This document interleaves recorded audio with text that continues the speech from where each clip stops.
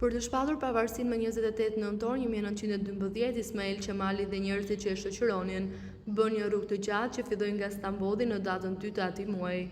Pjesa e fundit e këtij udhëtimi ishte rruga e mundimshme me kuaj nga Durrësi për në Vlorë. Një korrespondent anglez ndodhej atje në Durrës dhe na ka dhënë një përshkrim të hollësishëm. U bë dhe një fotografi, por ajo ka humbur. Përshkrimin e gazetarit e kanë përkthyer nga gazeta The Sun e Baltimorës.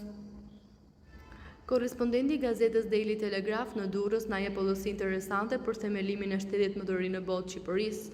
Ai na dërgon një përshkrim nga skena e nisjes drejt Vlorës së Ismail Qemalbeut dhe eskortës së tij prej patriotësh të armatosur për të mbajtur kuvendin shqiptar.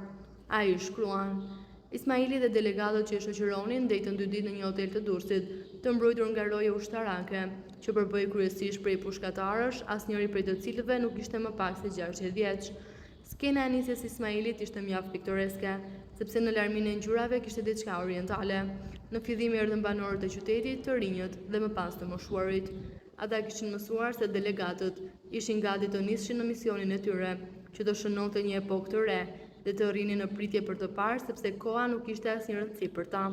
Pritën një orë gjysmë deri kur çdo gjë ishte gati për nisjen. U shfaqën disa kuaj të vegjël, pasi disa të tjerë u bën gati një zet.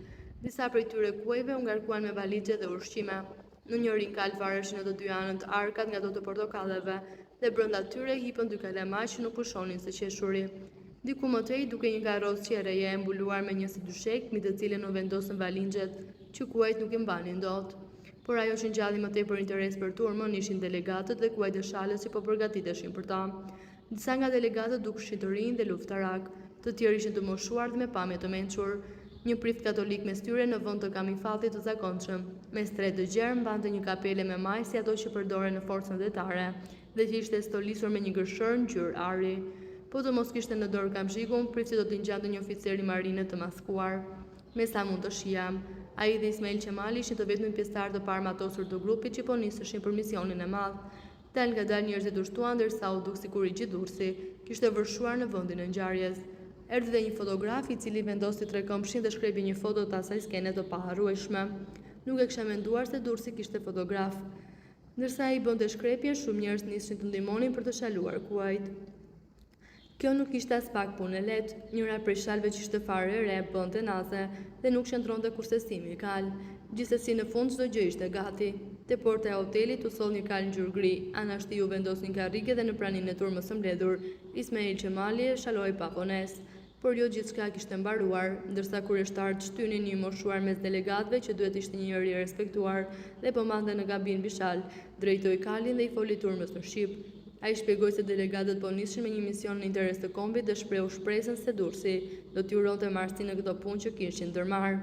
Gjithkusht do të kishte menduar se në këtë çast turma do shpërthente në brohoritje dhe në rrugë të mbar. Megjithatë, askush nuk shqiptoi qoftë dhe një fjalë të vetme. Ismail Qemali dhe njerëzit e gëzuar që ai kryesonin, në mënyrë metaforike u ran mamuzëve dhe u nisën për misionin e tyre. Ishte një karvan jashtëzakonisht piktoresk që po linte qytetin. Në ballë të tyre marshonin 2 xhandarë të armatosur, ndërkohë që njëri simpatizant i shoqëruan me këmbë delegatët, sikur donin të shpëtonin në rrugën e tyre.